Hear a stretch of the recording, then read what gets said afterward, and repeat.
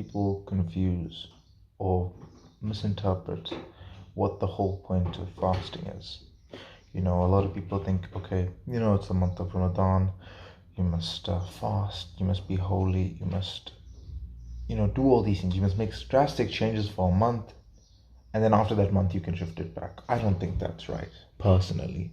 I think what you should use Ramadan to do is ideally build the habits that you'd want to take outside of Ramadan.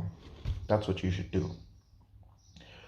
So, I'll give you a bit of backstory. When I was younger, and it used to be Ramadan.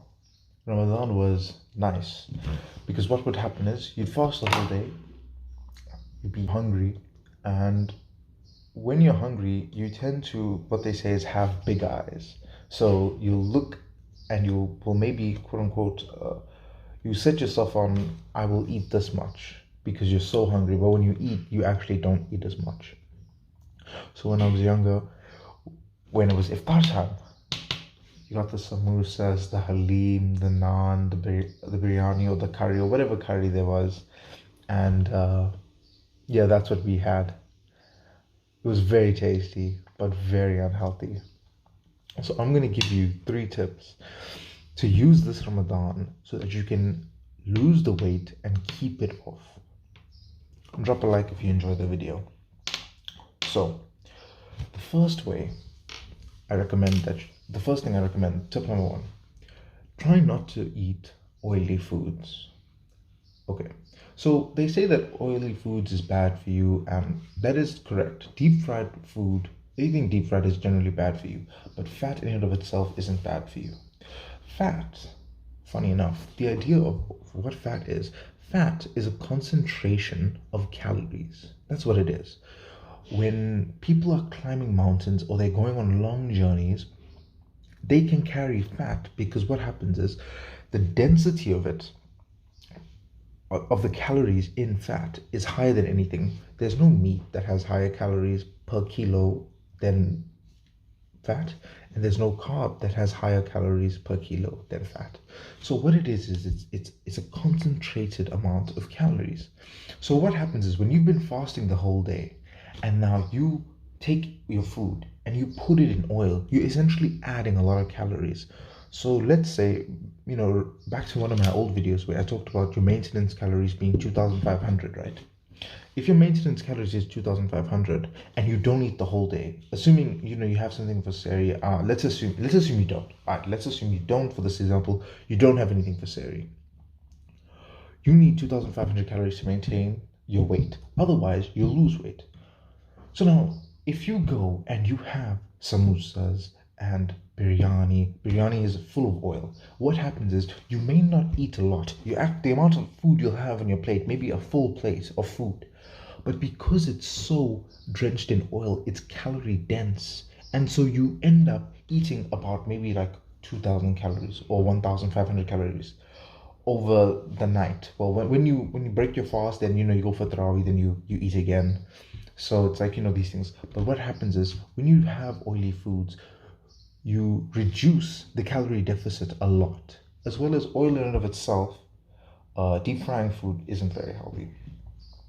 So now I'll give you the second tip, and it's try to get a little bit of exercise in before iftar. So why would you do this? Like I said, the idea of Ramadan to just do this drastic shift in and drastic shift out, it's not really what it's about. This obviously, there's fasting, and then there's reading your Quran, but what you should try to do is build habits that you can take outside of Ramadan. Use Ramadan as a way to build habits. You have a lot more time. If you think about it, eating takes a lot of time. Like if you eat maybe 2 meals throughout the day, let's say it takes you 15 minutes each. Now you have half an hour. So use that half an hour every day to build a habit. It doesn't have to be long. You don't have to go and hit a killer workout where you're sweating and you're drenched. That can actually be dangerous because you're dehydrated and you're losing fluid and you can't drink water. So don't do that. But just maybe like some push-ups, some sit-ups, something like that. Skipping rope is good. Just 15 to 30 minutes before you eat. What it'll allow you to do is it actually will So one, what it will do is it will take your mind off eating. I find that personally towards the end of the fasting day, I get very hungry, and doing a little bit of training tends to help me. Also, it will allow you to lose more weight. Obviously, I'm not saying do a killer workout, but if even if you burn 100, calories, 200 calories, that's adding towards your deficit. So if your maintenance is 2.5, you only eat, let's say, 1,500. The difference, and now you're doing 200 calories of work. Now you're looking at about a difference of 700 calories, which will further aid your weight loss, which is a good thing. Third tip is portion control. So, like I said, when you're hungry, you have big eyes. You see all this food, you're like, I'm gonna eat that, I'm gonna eat that, I'm gonna eat that. What you should do is you should try to weigh out your food. I know this is gonna sound a bit weird, but you should try to weigh out your food and have specific amounts of food. So what you can do is, let's say, okay, you say, I'm not gonna have oily foods. Now I really do wanna have sustainable change. What I'm gonna do is I'm gonna have maybe roast chicken instead of butter chicken or fried chicken. Okay, fine, that's a start. What you can do now is Google, okay, back to one of my older videos, I need to get protein in so that I don't lose weight when I train. You can research, okay, how much is 250 or 200 grams of chicken breast? How many calories? Okay, it's X amount of calories. How much rice is 160 grams of basmati rice? Okay, it's X amount of calories. What you then do is you put it together and you say, okay, I'm going to be eating 1,500 calories in total. And what it does is it basically doesn't allow you the leeway of, oh no, I didn't eat the whole day, this and that. You come at it with a plan of attack. So you're like, okay, have this much chicken, have this much rice. Maybe you can have a glass of water, and then as a snack, maybe you can have some popcorn or some like low calorie chips. Or you make a plan, because what happens is if you don't have a plan, you'll find that when you start to slip, when you're like, when those urges really kick in, and you're basically going off how you feel, you'll cave. It's just how it is. But if you have a plan, it's like, okay, no, I've eaten what I can for the day, I'm done. And then you figure out something else. It takes the onus off your mind, of your willpower, because your willpower is finite. You can obviously build your willpower, but right now you're starting off slow. So yeah, these are my tips on how to lose weight and keep it off during Ramadan.